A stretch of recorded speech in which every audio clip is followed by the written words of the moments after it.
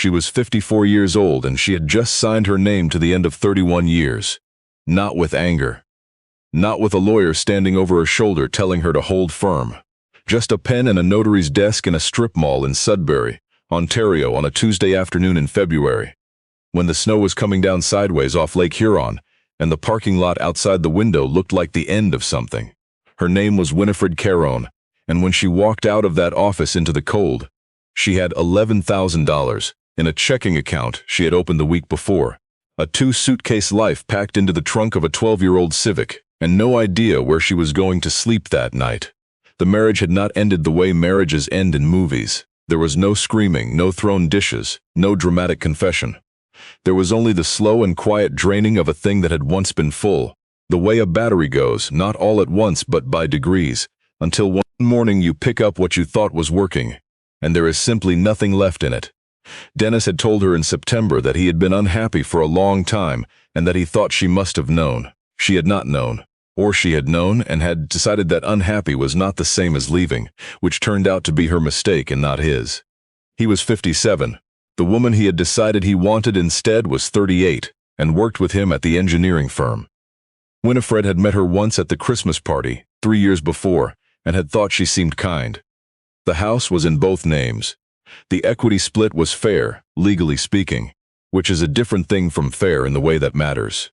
31 years of grocery lists and dentist appointments, and the particular private language a long marriage makes between two people. The shorthand, the shared references, the jokes that go back so far neither person can remember where they started. None of that has a line in a settlement agreement. None of that gets divided. It just stops existing the day the ink dries. Winifred had spent her entire adult life working in a school library in the Sudbury School Board. She had been there so long that she remembered the children of children she had helped find their first books, and those grandchildren were starting to come through the doors now. It was not a job that made anyone rich, and it was not a job that left much behind when it was gone. Her pension was modest. Her savings were what you see, $11,000 in a Civic with a slow leak in the rear left tire that she kept meaning to get fixed. She did not have family in Sudbury anymore, not really. Her mother had passed 4 years ago, her father long before that. Her sister, Renata, lived in Vancouver, and they spoke on the phone every few weeks the way sisters do, when they have not lived in the same city since their 20s, with genuine warmth and a comfortable distance. Renata told her to come west. Winifred said she would think about it. She rented a room by the week in a place on Elgin Street that took cash and did not ask questions, a building that smelled of other people's cooking through the walls, and where the radiator knocked all night like someone trying to get in. She was too old, she had decided, to start crying about it. She had cried in September, in October, in November. By February she had used up the part of herself that could still be surprised by it. Now there was only the practical question of what came next, which is either the cruelest question or the most honest one depending on the day. She applied for jobs online. Library positions in 3 different cities, an archivist posting at a museum in Sault Ste. Marie, a records management role with the city. She was qualified for all of them. None of them called her back. At 54, after 26 years in one place, her resume looked less like experience and more like a woman who had never had to try very hard, which is what loyalty looks like from the outside when the loyalty is no longer wanted. She sat in the rented room in the evenings and looked out the window at the Elgin Street snow and counted her $11,000, the way you count something you are afraid of losing. The radiator knocked. A television murmured through the wall. She had spent her whole life helping other people find the stories they needed, and she did not know yet where to find her own. Then, in the 3rd week of February, there was a letter. It came from a law office in Chapleau, Ontario, a town about 2 hours northeast of Sudbury that Winifred associated with nothing more specific than the bush and the railway and the kind of cold that comes off the Canadian Shield in winter like something that means it personally. The letter said that her great-aunt, Eugenie Thibodeau, had died in January at the age of 91, alone in a building she had owned for more than 40 years on the edge of town. And it said that according to a will filed in 2007, Eugenie Thibodeau had left the building and its contents to her great-niece, Winifred Caron, the only person in the family who had, in the words of the will, ever once written back. Winifred read the letter twice. Then she sat with it in her lap for a long time. She had met Eugenie exactly 3 times in her life. Once at a family gathering in Timmins when Winifred was perhaps 7 or 8. A tall, angular woman with silver hair pinned up very straight and a handshake that surprised you. Once at her mother's funeral, where Eugenie had sat alone in the back row and left before the reception, and pressed Winifred's hand at the door and said nothing at all, only looked at her for a moment with dark, steady eyes. And once, indirectly, through letters. Beginning when Winifred was 14, Eugenie had written to her every Christmas, a single card with a short paragraph of careful cursive in both French and English about whatever the winter had brought her way. And Winifred, who worked in a library and believed in correspondence the way some people believe in prayer, had written back every year just a card. A few sentences, whatever the year had held. They had done this for 40 years without ever sitting down together in the same room. The lawyer's name was Arsenault, a man of few words and a careful voice, and when Winifred called the number on the letter, he confirmed what she had already read. The building was a 3-story commercial property on Cartier Street in Chapleau, built in the 1940s, and used for most of those years as a combination dry goods store, post office annex, and eventually something harder to name, a kind of informal gathering place, Arsenault said, carefully, as though searching for the right word and settling for one that was only half right. The property had been assessed by the municipality. The building had not been used commercially in 11 years. The roof needed work. The electrical was old. The assessed value was $4,200. $4,200, Arsenault said. Just so there is a number on the record. You can come and take possession, or you can disclaim and let the municipality handle it. Winifred sat on the edge of the bed in the rented room in Sudbury and held the phone long after the call ended. $4,200. Dennis had taken his half of the house equity, and a woman of 38. Her great-aunt had left her a building worth less than her Civic, she thought. That seems about right for this February. But that night she could not sleep, and in the not sleeping she found herself thinking about the Christmas cards. 40 years of them, in Eugenie's careful 2-language cursive, stacked in a shoebox at the back of a closet. She no longer owned in a house that was no longer hers. She had not thought about them in years. She thought about them now. She thought about a woman who had spent 40 years writing to a great niece she almost never saw, and who had left that same great niece building she had spent 40 years in. And she thought, a person does not do that without a reason. A person does not write for 40 years without meaning something they could not find another way to say. In the morning, she put the Civic's tire on her list of things to stop ignoring and drove northeast into the bush. If you love stories like this one, take 1 second right now and subscribe to Epic Stories, and tell us down in the comments where in Canada you are watching from.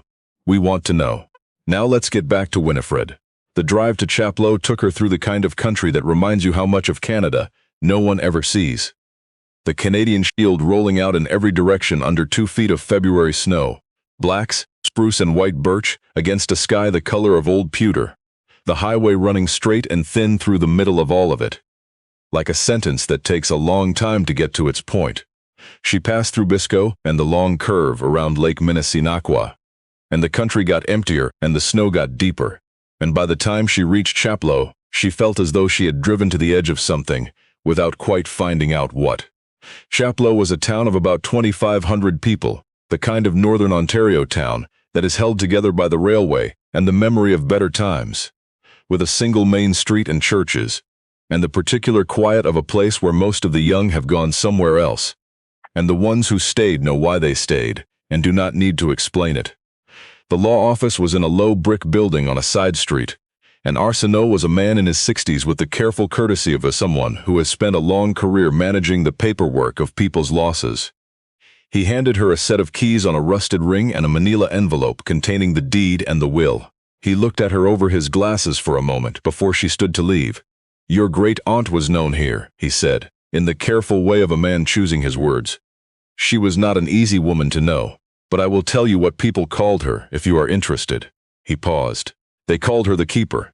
Winifred looked at him. Keeper of what? Arsenault picked up his pen, set it down again.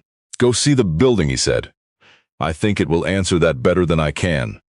A woman named Thérèse Blanchette, who was 70 and ran a small alteration shop 2 doors down, had agreed to show Winifred the building because Arsenault had called ahead, and Chapleau was the kind of town where people did things like that.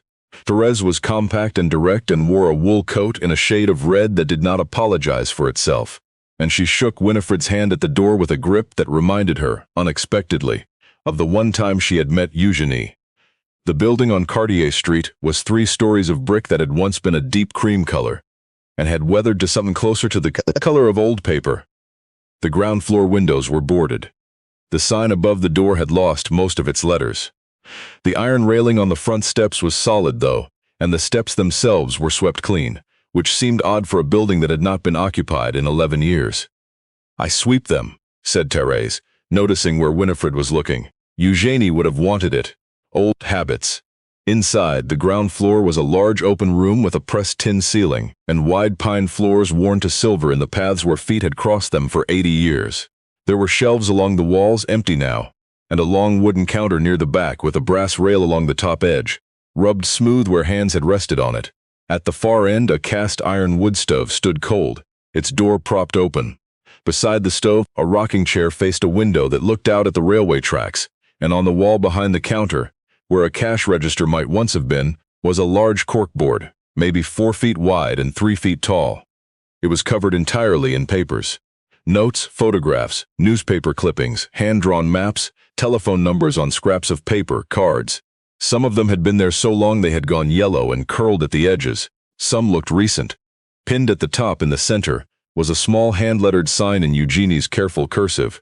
It said, "Laissez un mot, leave a word." Winifred stood in front of the corkboard for a long time without speaking. "What is this?" she finally asked.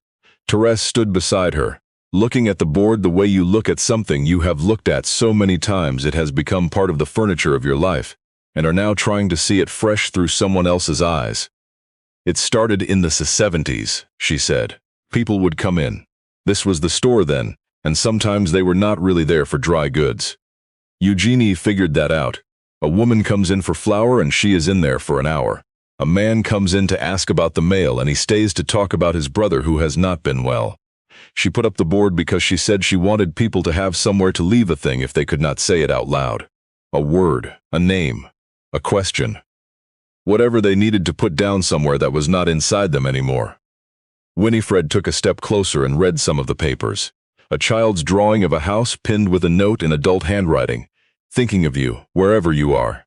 A telephone number with a first name only and the words, "Call me, I owe you an apology. I have been meaning to for 20 years.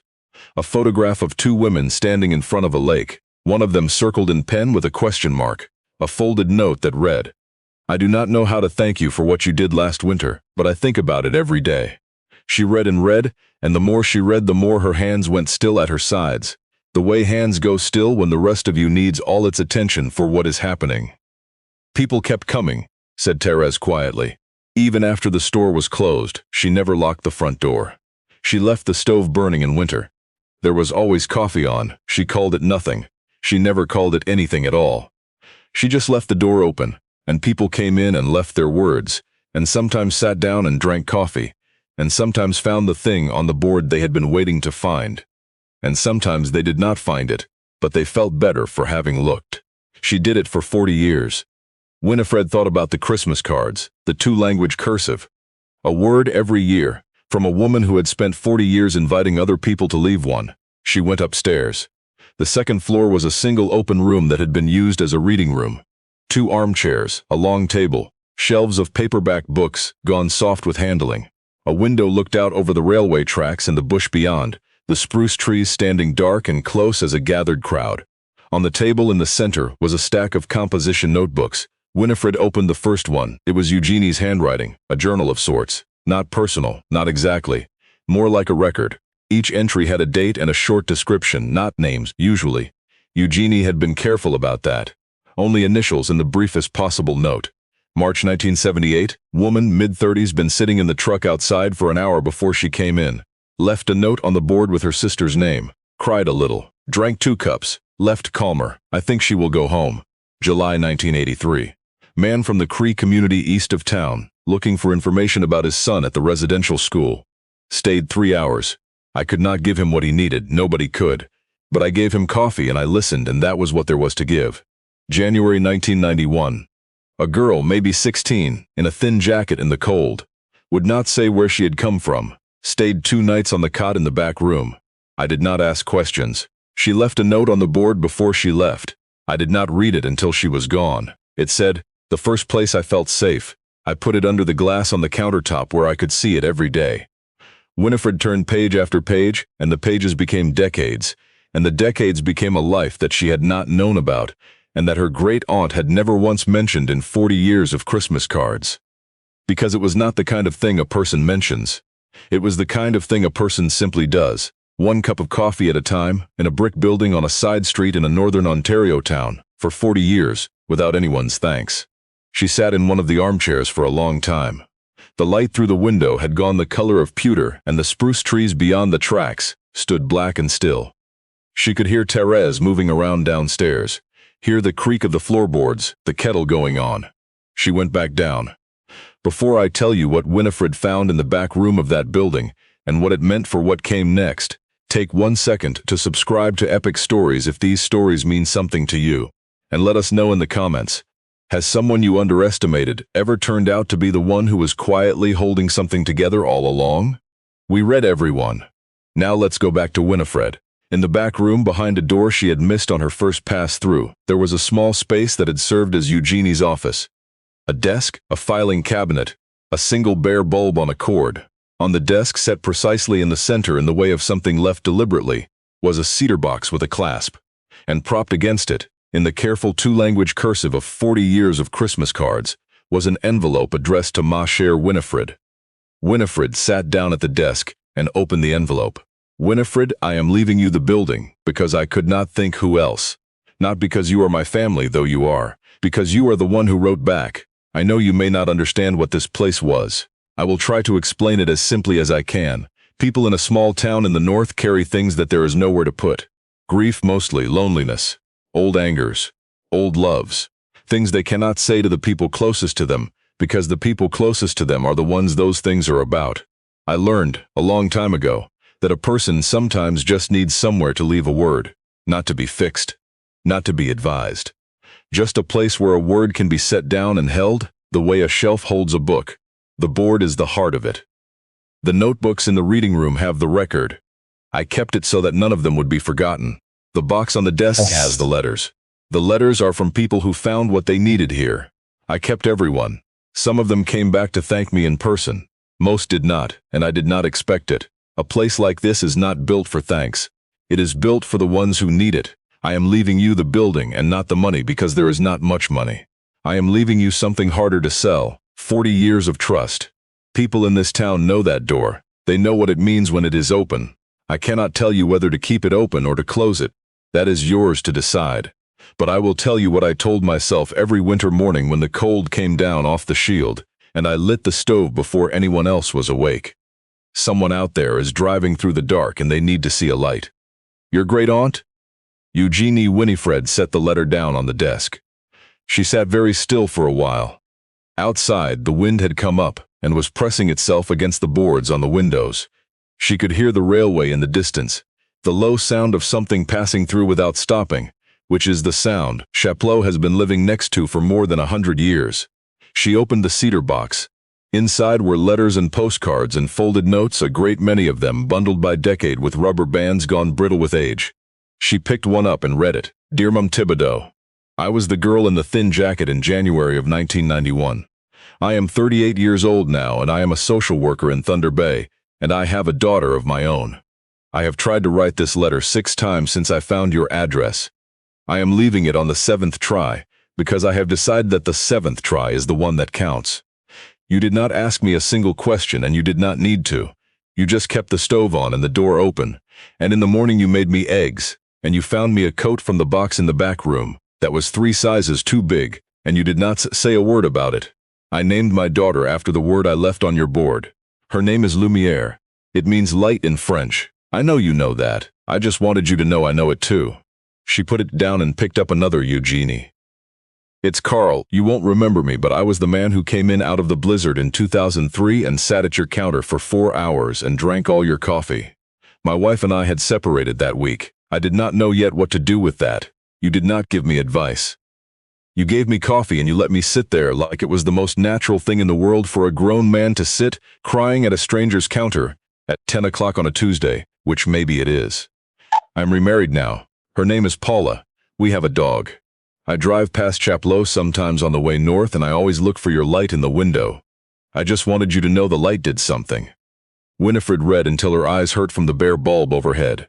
She read letters from people in Chapleau, and from people passing through on the train, and from people who had found the building on long drives north and had not been able to explain, afterward, exactly what had made them stop. She read a letter from a man who had left a note on the board with his father's name in 1989, and had, 3 years later, found a different note in response in handwriting he recognized, which had led to a conversation that had taken 2 more years, and which he described as the thing that had kept him from becoming a person he did not want to be. She read a letter from a Cree woman whose grandfather had been the man who sat at the counter in 1983 looking for his son. The grandfather had died years ago, but the woman wrote to say that he had told the story of the woman in Chapleau, who had listened all through a winter afternoon, and had never pretended to have an answer, and had sent him home with a jar of preserves, and the name of a man in Ottawa who might know how to look. He had told that story until the last year of his life. He said you were the only person who treated it like it was worth sitting down for. And then, at the bottom of the box, in an envelope by itself, there was one that was not addressed to Eugenie. It was addressed to Winifred, in the same careful 2-language cursive, but this one was different. Less formal, the handwriting slightly unsteady, the hand of a woman writing in her late 80s against a time she knew was running short. "There is one more thing I should tell you, my dear, and I am sorry I have not found a way to say it in 40 years of cards. When you were a small girl, your mother wrote to me very quietly, without telling your father, to say that things at home were not well and that she did not know what to do. I could not go to Sudbury. I could not fix what was broken in a home I was not part of, but every month for 6 years I sent money through a woman at her church, just enough to make a hard winter a little less hard, and I asked the woman not to say where it came from. Your mother knew. She never. I am telling you this not so that you will feel grateful or sad. I am telling you because I think you spent some of those years believing that no one was paying attention. I want you to know that someone was. Someone always was. The board is full of people like that. People who paid attention in silence because silence was the only way they could do it without making it complicated. The world is full of people who are holding doors that no one can see." You wrote back for 40 years, Winifred. That is not a small thing. That is the whole thing. Keep the light on. Winifred held the letter for a long time without reading it again. The wind pressed against the boards. The bare bulb swayed faintly in a draft from somewhere she could not find. Therese had gone quiet downstairs, and Winifred Caron, 54 years old, $11,000 to her name, newly signed out of 31 years of a life she had thought was hers. She put her face into her hands and wept, not with grief, although there was grief, not with anger, although there was anger too. She wept the way you weep when something you have waited your whole life to understand finally becomes clear, too late and also exactly in time, and you discover that you were held all along by hands you never saw. She dried her face and sat for a while in the quiet. Then she went downstairs, and she found Therese sitting in the rocking chair beside the cold stove with her wool coat still on, waiting with the patience of a woman who has learned to let other people take the time they need. "The stove," said Winifred. "Is there wood?" Therese looked at her for a moment. "There is wood in the shed out back," she said. "There always has been." Winifred got the wood and she lit the stove. She found the coffee things in the back kitchen, an old percolator and a can of coffee that was still sealed, and she put it on. The room filled slowly with the smell of wood smoke and coffee, and the stove ticked as it warmed, and the window began to lose the dark blue of early evening to the orange glow of the coals showing through the grate. Therese said nothing for a long time. Then, Eugenie always had the coffee on before anyone else was awake. I used to think it was because she was an early riser. After a while I understood, she just wanted there to be something ready, in case someone needed it. "I am going to stay," said Winifred. She had not decided it until she said it, which is how some decisions get made. Therese nodded, as though this was not a surprise, as though the building had been waiting for someone to say it and had only needed the right person in the right chair. Before I tell you what Winifred decided to do with the building, and about the man who came 3 weeks later trying to buy it out from under her, take 1 second to subscribe to Epic Stories and leave a comment. Tell us about someone in your life who helped you quietly, without asking anything back. We will be reading everyone now back to Winifred. The phone call came 10 days after she moved in. His name was Gerhard Foss, and he was a property developer from Toronto with an interest in Northern Ontario real estate. And his voice on the phone had the particular warmth of a man who has rehearsed warmth until it no longer sounds like a rehearsal. He had heard about the property through the municipality. He understood that she had inherited something complicated, something old, something with a lot of deferred maintenance. He wanted to be straightforward with her, he said. The building had real potential, but only in the hands of someone with the capital to realize it. He was prepared to offer $65,000, cash firm, and she could be done with it by the end of the month. Winifred stood at the counter with her coffee going cold in her hand. "What would you do with it?" she asked. A brief pause. "Mixed-use development, ground floor commercial, some residential units upstairs. Good for the community. The building is assessed at $4,200, she said. "Yes, well." Another pause. "The assessed value doesn't always reflect the potential." "What's the potential you're seeing?" she asked. "Specifically." There was a longer pause this time. Then Foss's voice came back slightly less warm. "Mrs. Caron, I'm trying to make you a very fair offer for a building that most people would tell you is a liability." "You've done research on this property," Winifred said. "You didn't call me after 10 days by accident. What is it you know that you think I don't?" She had spent 26 years in a library. She knew how to be patient while waiting for someone to answer a question they did not want to answer. She let the silence sit. Foss eventually said, "There's been some interest from a broadband infrastructure company. They need a central distribution point in this region. A building with this footprint on this street, with an existing easement on the back lot. It's a useful piece of the puzzle. The assessed value is the county's number. It is not my number." Winifred thanked him politely and said she would be in touch. She was not in touch. She went instead to Arsenault, who pulled the file and confirmed it. In 2006, Eugenie had been approached about the same backlot easement by a telecommunications company and had applied for and received a legal restriction on the property's commercial use. Not quite the same as a conservation easement, but functionally similar in effect. The building could not be used as a telecommunications hub or for any purpose that would close the ground floor to public access, as long as it was maintained as what the restriction called, in its precise legal language, a place of public gathering and community service. Eugenie had filed this restriction herself with a local lawyer who had since retired and had apparently not mentioned it to anyone. She had bolted the door shut, Arsenault said, almost admiringly, 17 years before she died.